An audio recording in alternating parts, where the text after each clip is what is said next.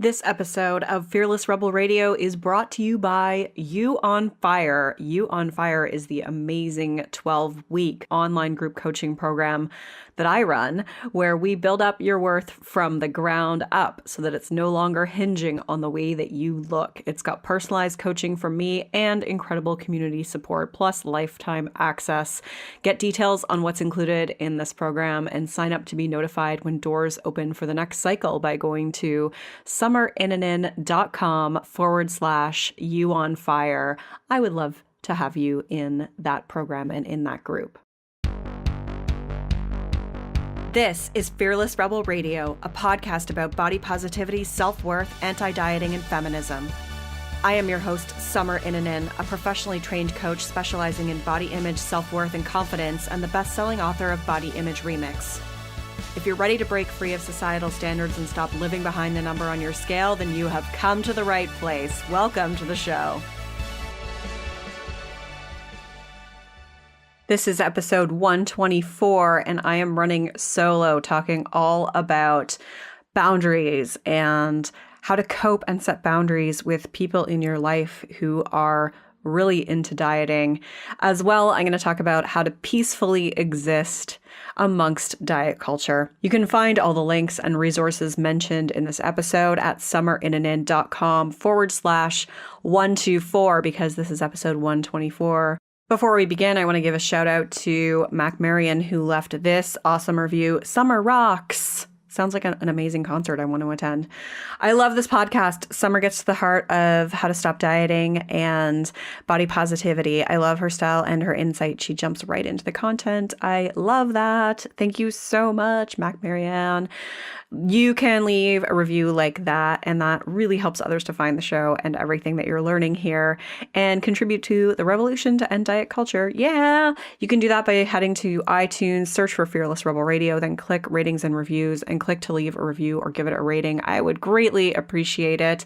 And if you haven't already done so, take 2 seconds to hit subscribe to this show via iTunes or whatever platform you use.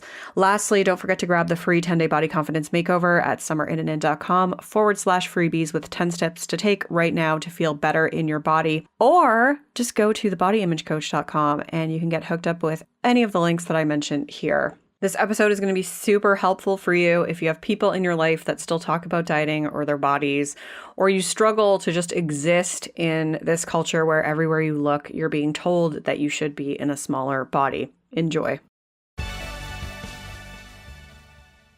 When I asked you, my listeners, if there were any questions that you had for me or any topics you wanted me to cover, one of the questions that I got was around how to cope with and form boundaries with family or friends that you love dearly but are triggering you due to their own issues. Everything from simply dieting full on to having, really obsessive relationships with food. And I think that there's so much to say around this. So I'm going to break it down into different parts. I'm going to talk about boundaries in general and the importance of boundaries and the different kinds of boundaries, some things that you can do to set boundaries with people in your life to protect your mental health.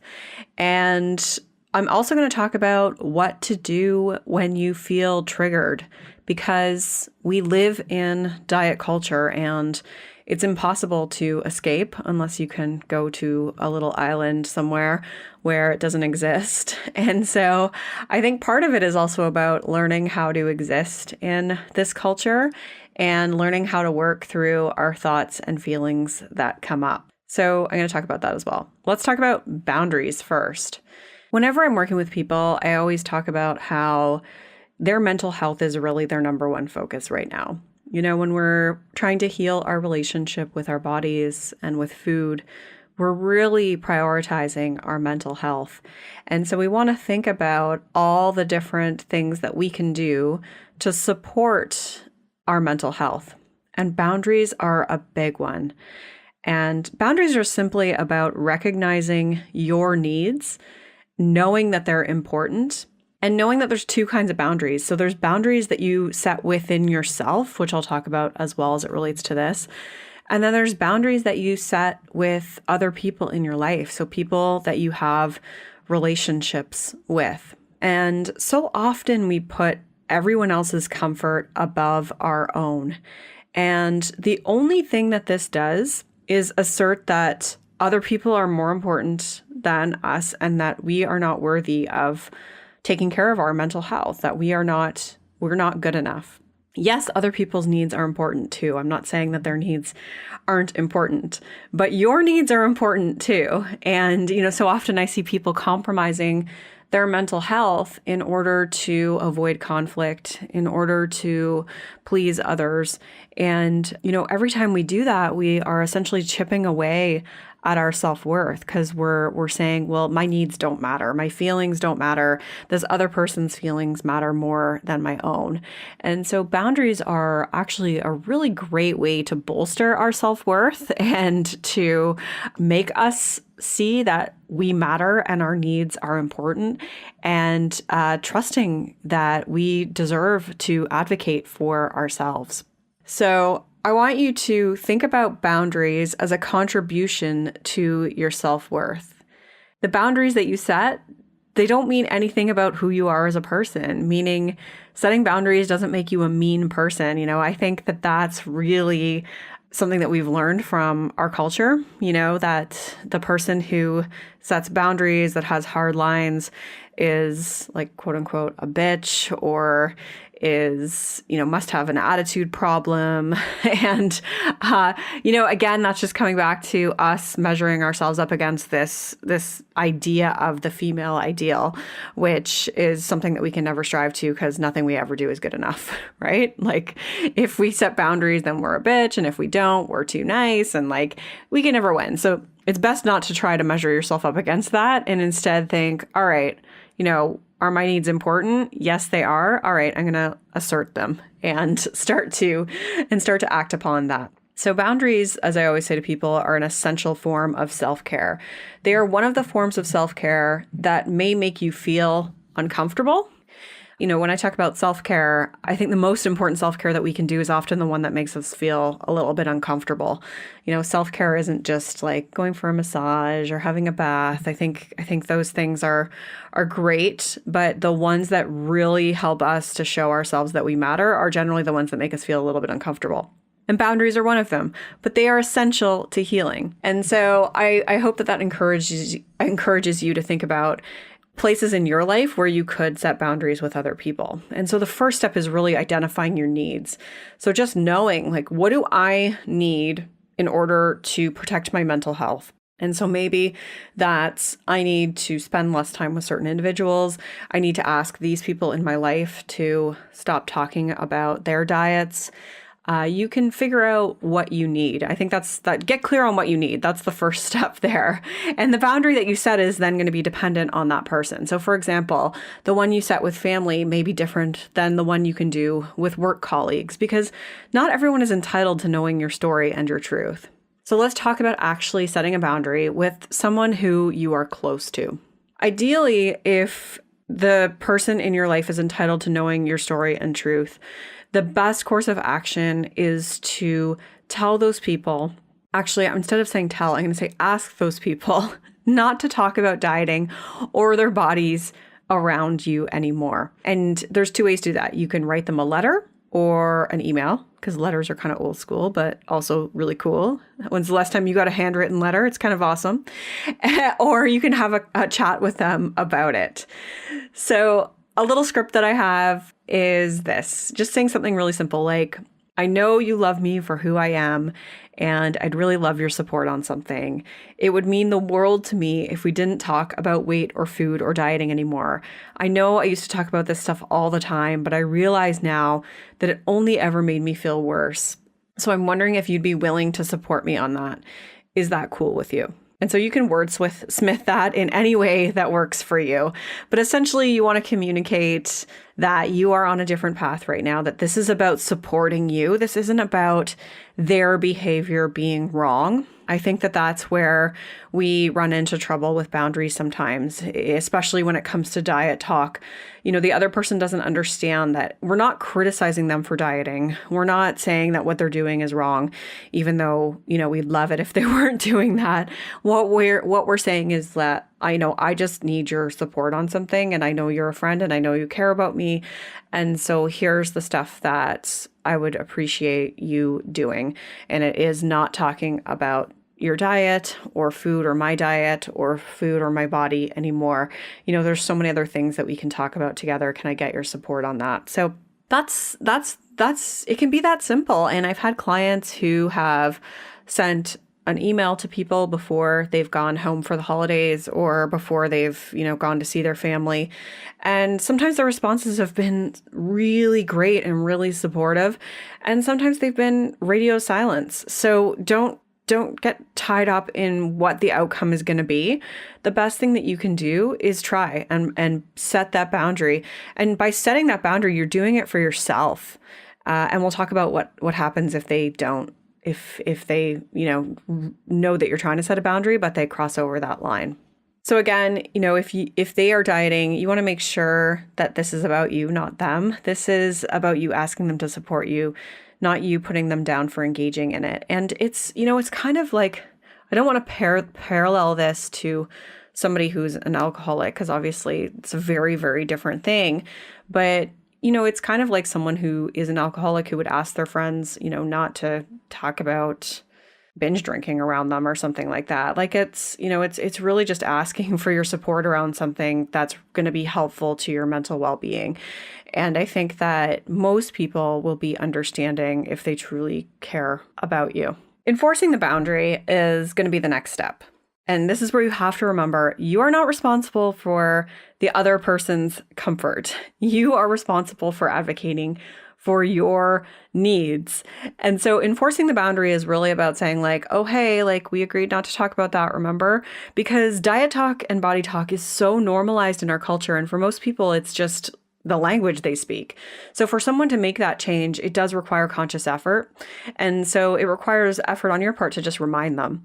And I think that if they are intentionally overstepping that line, then that is where you need to take another step and take it one step further to really protect yourself. So let's talk about that. If they are putting you down, or if it's a really bad situation. So for example, if they are saying, really judging you about your body or judging you about your food, be more direct and tell them that they're making you feel really ashamed and they're hurting you and your relationship with them. You got to put on your big adult grown ass person panties here and panties and assert yourself. You deserve to be treated with the utmost respect from others. And sometimes that means really asking for what you need, sharing your feelings. And if you have to, it might mean spending less time with them or potentially cutting someone out of your life if they are really not understanding or they're making you feel bad every time you are with them. Again, you are not responsible for changing them. You're not responsible for their comfort, but you are responsible for your mental well-being. And that can be a really hard situation to be in, but you have to do what is right for you in the long term. And so that's obviously kind of like the worst case scenario of what you would need to do there. Now, let's say that you are working in an environment where there is a lot of diet talk. You may not be in a position where you can say, hey, everyone, can we not talk about dieting? Maybe you are. Maybe you can say that to them. Cool if you can. A lot of times people can't, or they just feel really uncomfortable doing that, which I understand. So in that case, I think you need to have plan B, set of boundaries. And this is where you need to set boundaries with yourself. This is where you can commit to spending less time with those individuals, leaving the room when they talk about that stuff, putting your headphones in. And you can also really try to change the subject matter. Have a whole list of topics that you want to refer to Instead, when they start talking about something, you can be like, oh, did you see the royal wedding on the weekend? Or whatever it is that is the hot topic of the day.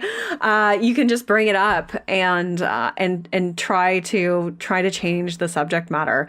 And the next part of this is I'm going to talk about what to do if you're triggered, because you can't always do that. Sometimes you're just going to be around people who are talking about it, and you just have to do your best, and we can use it as a growth opportunity. So I'm going to talk about that too.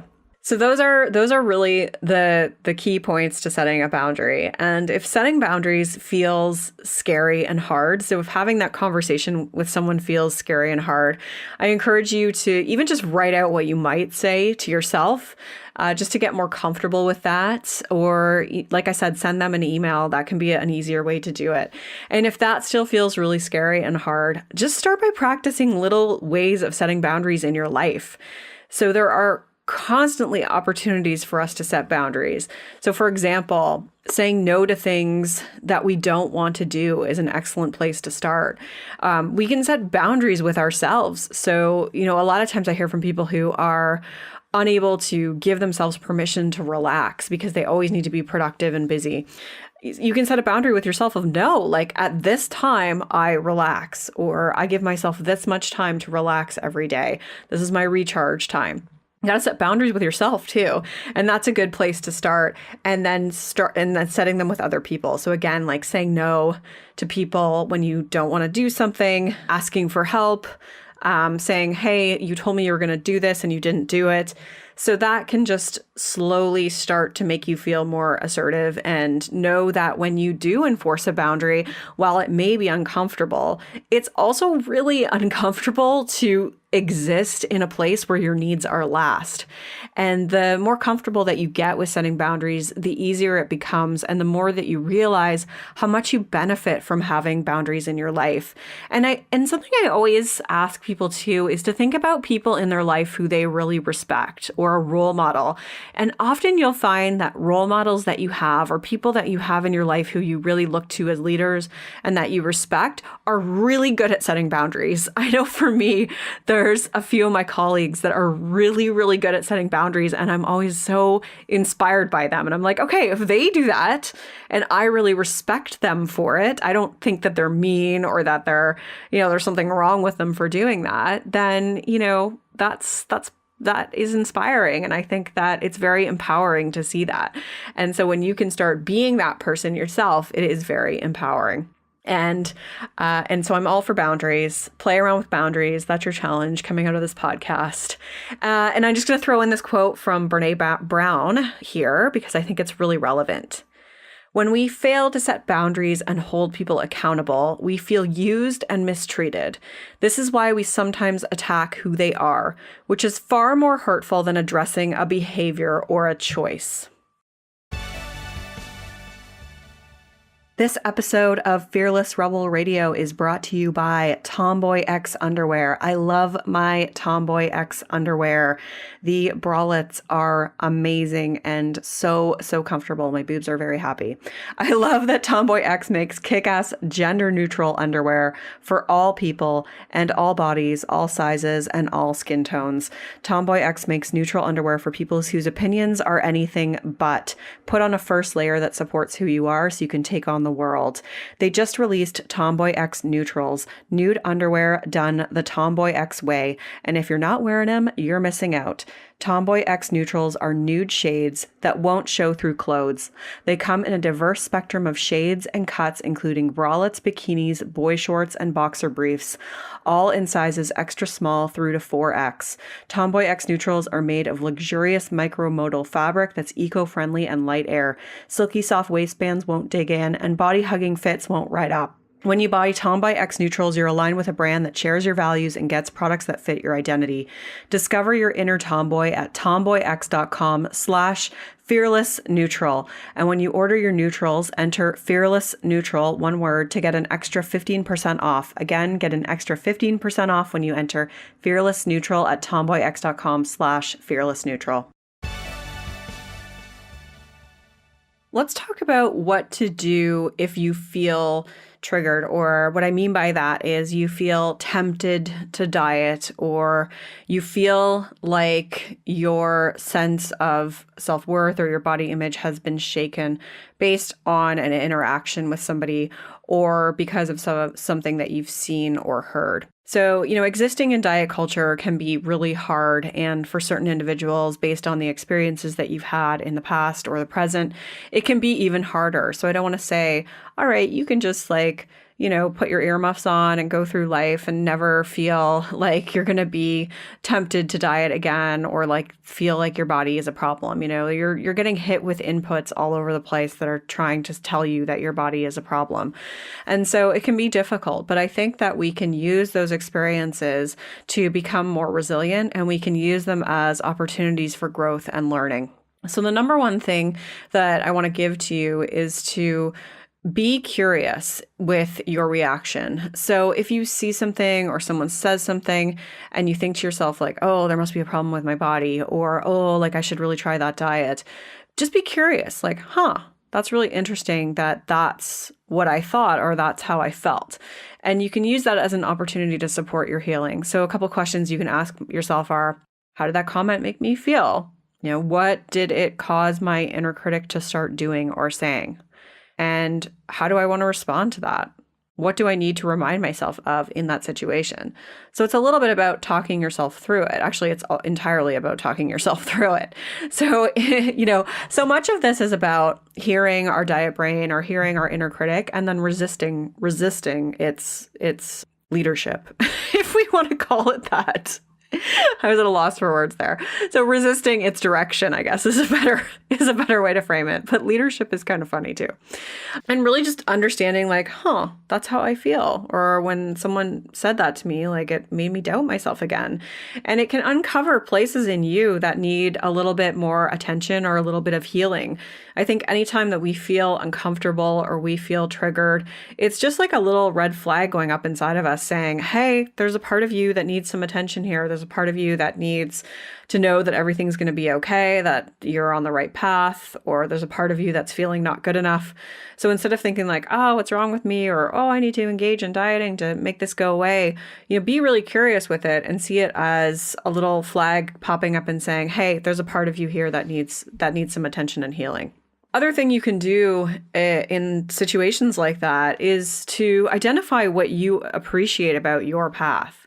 Are you glad that you're not obsessing over this stuff anymore? Are you happy that you see how oppressive this is? Are you glad that you realize that you're not a failure and that diets were really the failure? What can you appreciate about your path? I think a lot of times we can feel like we're the black sheep in this environment. If all your friends or people around you are dieting, you're the black sheep. So instead of being the black sheep, I want you to see yourself as the rebel. You are resisting all of these messages. And that is really courageous and takes a lot of work and takes a lot of stamina.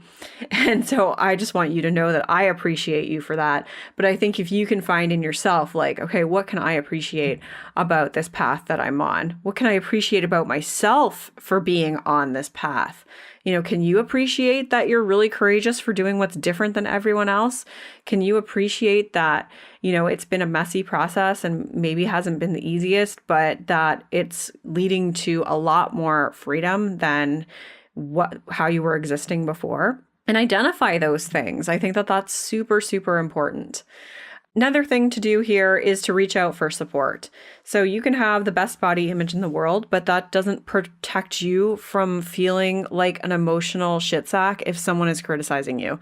So if you are hurting, if you are on shaky ground, if you're thinking, I need to go back to dieting, or there's something really wrong with me here, reach out for support. Leaving that ugly mess inside of you only creates more anger and more shame, which furthers self-loathing, and it really needs to be let out. And so having a support network, whether it's someone that you call or a therapist or, a coach or a Facebook group maybe that you're a part of where you feel like you can talk about this stuff, it's so important to let this stuff out and give it room to breathe. And the last thing I want to mention here is I love using the Amy Poehler quote, Good for her, not for me. So remember, this is not about you. Whatever they are saying or engaging in is not about you. It's about them and only them. And something that I really try and instill in clients is the belief that you have different values than other people. And that's totally okay. When I was in the dieting frame of mind, I valued appearance over anything else. I valued, trying to please other people. I valued quote unquote health. And none of that, all of that was really driven by my inner critic. So I came to see how unhelpful that was, that those weren't my true values. But at the time, those were the things that I thought I valued. And so you have different values than other people. And that doesn't make you a bad person or different or weird or wrong. In fact, I think it's a good thing to be weird. But it just means that you value different stuff. And so if you can kind of look at it through that perspective too and use that good for her, not for me, like, hey, they're really into that fitness routine. That's cool. Good for them. I just don't value that right now. That's not what I'm about. Like, that's totally fine. And that's a really, really great way to look at it and assert yourself that you are on the right path.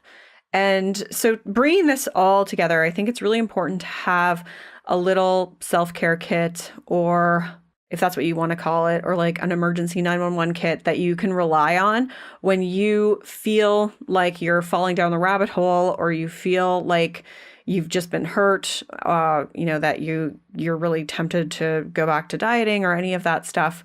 It's important to have some stuff that you can do and come to so that you're not just left falling down that rabbit hole or that shame spiral. So some suggestions for that are: one, have someone to call for support. So like I said, whether it's a friend or someone that you can confide in just to express how you're feeling.